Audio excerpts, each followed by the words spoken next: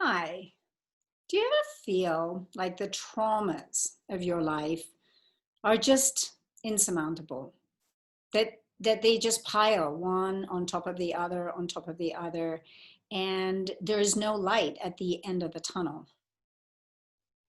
I know what that suffering feels like. Sometimes it feels like even your childhood traumas, maybe especially our childhood traumas, are the things that, like hungry ghosts, they just don't let us go. You know, I grew up in a family with a father who was a doctor and very well known in Cambridge, England, and a mother who had had an injury, a back injury, severe injury, a career woman, but a woman who started taking a lot of medications for the pain that she was in, and then started taking sleeping pills, quite a lot of them. And then in the morning, waking up pills, and a lot of those too. And then combined with alcohol, it just got worse and worse. And I would watch them both drink quite a lot of alcohol, but my mom, especially mixed with the drugs she was taking, was not a good combination. Then she got hooked on something called pethidine, and pethidine is a heroin derivative. It was used a lot in Cambridge at that time, I guess, in the 60s. Hopefully not so used now. But she became an addict. And it was frightening.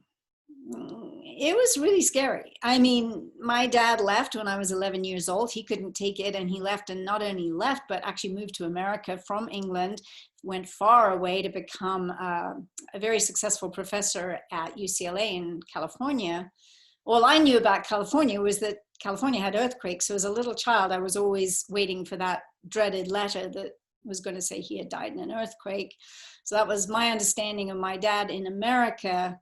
And my mom, yeah, just getting worse and worse, crying all the time, in bed all the time. And then she started accusing us, my two sisters and I, of stealing things and hiding things. And then she started sleeping with the kitchen knives under her pillow. And she remarried my stepfather, who was the GP, general practitioner, of Cambridge, England, you know, very well known. And she would scream for those drugs, and she would scream, and then he would inject a needle into her thigh, I can still remember, and then she would just kind of go into this crazy relaxed state that I didn't know what to call it. Not until I saw Billie Holiday in Lady Sings the Blues, and then I saw a heroin addiction, and then I said, oh, that's what I've been witnessing for so many years with my mother. That's what's actually happening here. So she was severely addicted. She ended up going to mental hospitals many times and having electric shock treatment. And sometimes I'd have to go to the hospitals, or I'd want to go to the hospitals to see her, and they were terrifying places you wouldn't want to see anybody. Your worst enemy in those places. And people were scaring them. They'd come lunging at me with wild, crazy eyes, and like they were going to try to choke me or something. And it was frightening. It was frightening. And you know what I would do at night is I would just pray. I would ask for help, and I would always hear a voice that said, it's going to be all right in the end. But finally I realized, you know, I had to get out of there because I loved my mom so much, and I understood her so well, that I thought I'm so able to go on these crazy tracks with her that I'm going to go crazy myself if I keep doing this. So I had to leave, and I actually left England and came to live in America because it was that difficult. It was that harsh. You know, my mother never got off the drugs. Nobody really named it for what it was, addiction. And I just know when those kitchen knives were starting to be put under her pillow, I just remember the feeling like she's going to forget who I am one day. And my bedroom was right next to hers, and she's going to think I'm some intruder because she got fixated with paranoid ideas like that. And she's just going to come and kill me with one of those big knives. And I would even have dreams of that, of her chasing me around the garden with those knives and that sort of thing. And I do remember when I was really little, actually, my mom and dad having a big argument. I think I was 4, and I came downstairs, and my father had a knife up at my mother's throat, and she was pinned against the window. I can still remember in the sitting room, and I remember the wall was covered in spaghetti bolognese. This red sauce was going down the sides of the wall, and spaghetti was just all stuck on the wall. It was just terrifying. Sometimes I find when I get really sad, and I can't seem to get over a betrayal, and we're all going to have a lot of betrayals in life, yeah? Or what we perceive as betrayals. I find myself feeling like her. I remind myself of her. I want to stay in bed. I don't want to see anybody. I don't want to talk to anybody. However, I've really committed to taking a lot of steps to keep myself healthy, because my dad always said, you're going to have bipolar and schizophrenia one day because it's genetic. That was his point of view. And being a doctor, he had a lot of power, but I was like, don't say that to me. Don't put that curse on me. I'm not going to have bipolar and schizophrenia. I'm going to really make sure I take care of health, and how to keep not just a healthy body, but a healthy mind, healthy consciousness. I'm not going to say I have it perfect. Like I say, some days there are days I just go, wow, I just don't know how to handle this life. I don't know how to handle this world. I don't know how to handle my work. I don't know how to handle my community, my friends, my family.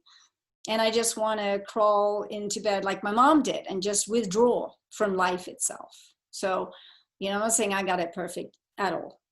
But I have found a few clues of things to do that really, really help me stay centered, so that I can stay on track and do, hopefully, the best I can with my life purpose and my mission on this planet at this time. Part of that is diet. Eating a healthy diet is just critical. That doesn't mean, I don't really eat sugar, but it doesn't mean I never have sugar, but I just don't eat it very often at all. Because it doesn't do well for my mind. I find I'm depressed the next day. Alcohol is the same. I love a glass of wine, but I find the next day I don't sleep as well. And then the next day I'm kind of down. I'm a little depressed. So I really am careful with that, like just to be very mindful about when and where and how much and with whom. And is it worth it? Or am I just trying to numb down my feelings, and not feel things? Feeling things is super important. If you feel everything, your sadness, your anger and everything, then it won't turn into depression, because depression is just a real suppression of sadness and anger often. So it's important to express in a healthy way our emotions, to be honest, to get honest, to tell people, what the truth is, and not just pretend everything's great all the time when it isn't. If your heart is broken, your heart is broken. If somebody has betrayed you, they've betrayed you, and to talk about it, bring it forward, try and find some kind of a resolution, because these things aren't easy to go through. I know, because trust me, pretty much every man I've ever gone out with has cheated on me. I don't know why. Is it me? I don't know, but does it hurt? It's brutal. It's brutal.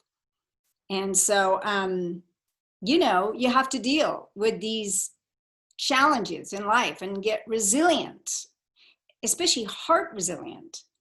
So diet is a huge part of it, because body, the mind, the emotions are connected. We're not separate parts. And so healthy blood helps create healthy thinking and healthy emotions. So eating really, really well. Exercising. I was a ballet dancer for many years when I was younger, and I have always exercised. And even with COVID, I do yoga every day here at home. Because if I don't feel bad physically per se, not for a few days, but I don't feel as buoyant. I don't feel as joyful. I don't feel as grateful. So doing something, running, walking, being out in nature is key to our staying healthy. But some kind of exercise that gets your spine undulating and moving, that keeps you flexible and supple. A supple body means a supple mind. This is really, really, really helpful. I think it's indispensable. We're built to move. And yet so often we're sitting at computers just like this, and we're not moving enough. And that's not good for us. Being in nature, as I mentioned, super important, critical.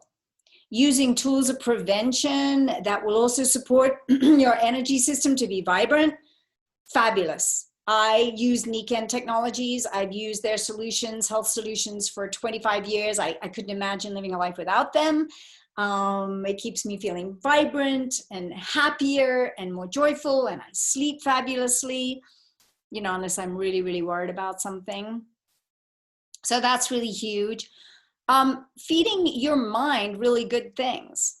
I don't watch scary films. I don't watch the news unless it's something really, really important. I don't follow those people on Facebook and social media that are just downers, that are just putting forward horrible, horrible things and just being full of ugliness and hatred. I just don't follow it. I put things out there, hopefully, that are inspirational to people, and I look for others to inspire me also. And that brings us to friends, family and friends, like being around people that, you really feel get you, who you are, what you really care about, what your passions are, what your life purpose is about, and really support you in that. I just don't hang out with people that aren't supportive. I want to be supportive of others in their life purpose and their journey, and I want them to be supportive of mine. So, my circle of friends isn't very huge. It's small, but it's solid. It's small, but it's supportive. It's small, but it's nourishing. It's real. Finding communities that think along the lines that you think along, it's very, very, very helpful. Wherever that may be, that may be your church, that may be, used to be the health club. Now who goes to the health club? But people that you meet who are passionate about athletics. It might be people that you go on hikes with in nature. I tend to go alone just because I love nature so much. I like to be alone, and I love taking photographs. So I like to do that and be undisturbed and go at my own pace, and go high up in the mountains where most people don't want to go for a whole day at a time. So that's kind of more my own personal solitary time, because that also is critical. The right friends and support, but also the right amount of solitude, the right amount of silence. That's really important. And stillness too. You can find stillness in movement, but there's also stillness of the body where you're just sitting, meditating. That's fantastic.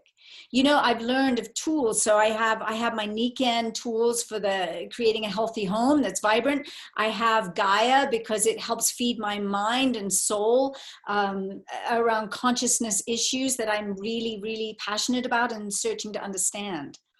So filling your mind and your heart with good nourishment is as important as filling your body with good nourishment as well. These things are all interlinked, obviously. And then having some soul work. What is your soul work? For me, painting is a beautiful way to bring forward my soul yearnings. Writing, poetry. If you have an art form, playing the piano, whatever your art form is, use it, because it's there to help you just express and be happy, help you move into happiness. Even though I listen to, what's his name? I'm thinking Einaudi, the pianist. His work is poignant, and it's sort of sad in a way, but I find it really haunting and really beautiful. So I listen to it, and I find it inspiring.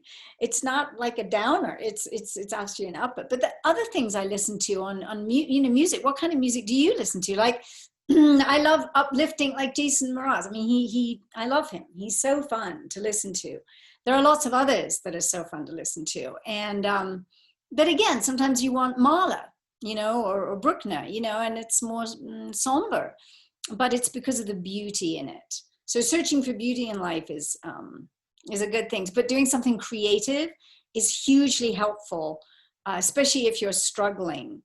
And if you can't talk to anyone, or you feel you can't talk to anyone, if you don't have a therapist to talk to, or a close friend that would understand what your struggles are, lost love is a big one, right? When our heart's broken, with love, it's difficult, and we have to really Bring all our resources to bear to stay stable, strong, and one foot in front of the other, staying in the present moment, imagining a better future, a greater future, taking from the past just the little bits that are the good nuggets and not the difficult parts.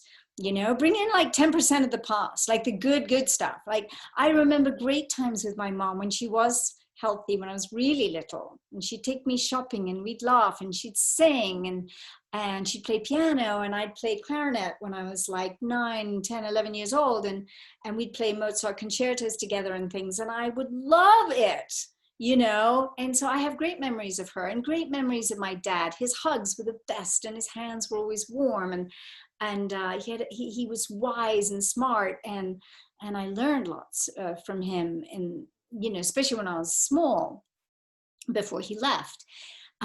So there's always good moments. There's times I can remember, you know, galloping around the field with my two sisters pretending we were wild horses, and that's one of my favorite memories of when I was little, because, you know, they were, my eldest sister was a bully. I mean, she bullied me all the time, scared the daylights out of me most of the time, and my other sister was quiet and sweet and didn't really protect me, and so I had a lot of trauma with my sisters. But yeah, I remember the wild horse galloping around, you know, and the three of us doing that and how fun that was, you know, or Guy Fawkes night, you know, fireworks. There's always good things you can remember from your past that you can bring into the present moment and create a great future and be committed to that, and do that in meditation. You know, Joe Dispenza has some really great meditations on, you know, how to really let go of everything and then create a new future for yourself and then bring that into the present moment. That's really critical. And being in the present is the most important thing, because you can't get anxious in the present. You can't really be too sad in the present moment. Past is the past, future is the future, and here we are right here, right now. So these are a few things. Of course, I read a lot of books and look for inspiring material online. I have found the best to be Gaia for sure, without a shadow of a doubt, because it's like a one-stop shop of consciousness, you know, material. And I don't know what I would do without the Nikan Wellness Home. Honestly, it has supported me for 25 years. I have had a couple of colds and a couple of flus, and that's been pretty much it in 25 years. I feel really blessed with my health, and I know that's because of the solutions that Nikan has brought our world. So that's huge. And then just eating well and exercising, being happy, singing. Singing is good. So these are a few ideas. But I'm not going to say it's easy. It's not easy. It's not easy at all. It takes a lot more effort to be committed to being happy than it does to being unhappy. It's easy to slide into the past and into unhappiness because it's like gravity. It wants to pull you down and suck you in. And I certainly know about that place. I've lived there many times in my life, sometimes for long periods, sometimes for short periods. But the more resources I find that support my journey in becoming my full luminous spiritual being self in this human form, the better it goes. And the more I contribute to others, the happier I am. So that's a whole other piece too, is to be grateful for life and then to contribute. Whatever you have to contribute, do it. Because I think we're happiest when we're in service to others. Have faith, you know, pray, whatever your spiritual way of being is. I would say prayer is powerful. Take really close attention to your dreams. Write them down, study them, bring them into this time right here, right now. Encourage them so that you can understand them, and because they are the language of the soul.